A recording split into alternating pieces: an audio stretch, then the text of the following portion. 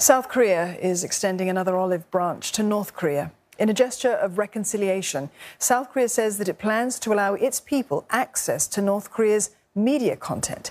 It's part of a slew of initiatives proposed by the Yoon Suk-yeol government to improve inter-Korea relations. Now, this despite recent tit-for-tat military actions between the two sides. Lim Yoon-suk has more. In a report for the parliamentary audit session, Unification Minister Kwon Young-se on Friday said South Korea will push to gradually lift the ban on public access to North Korea's television and media channels. He said although North Korea will most probably not reciprocate, South Korea could still go ahead with the relaxation. Since the end of the Korean War in 1953, the two Koreas have prohibited their citizens from traveling to each other's territory, making phone calls, or exchanging emails and letters. Access to each other's TV stations and websites was also banned. He also said that his ministry, which is in charge of handling affairs between the two Koreas, was also looking to see if the two sides could have sports exchanges at international events like at the Asian Games next year in China.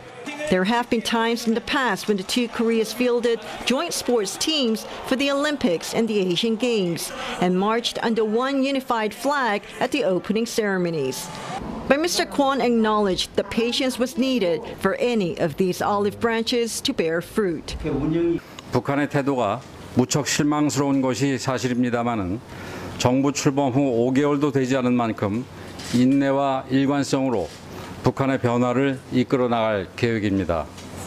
국제 정세의 변화와 북한의 도발에 일희일비하지 않고 북한 비핵화의 실효적 진전을 이뤄내고 남북 관계가 발전적으로 선순환할 수 있도록 저희 모든 힘을 쏟을 각오입니다.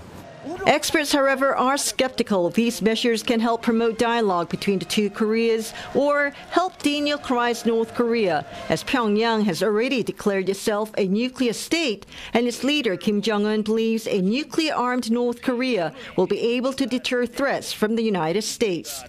And especially now with mounting fears that North Korea could carry out a nuclear test anytime soon. Many experts don't think that North Korea will carry out its 7th nuclear test this month when China holds its party congress.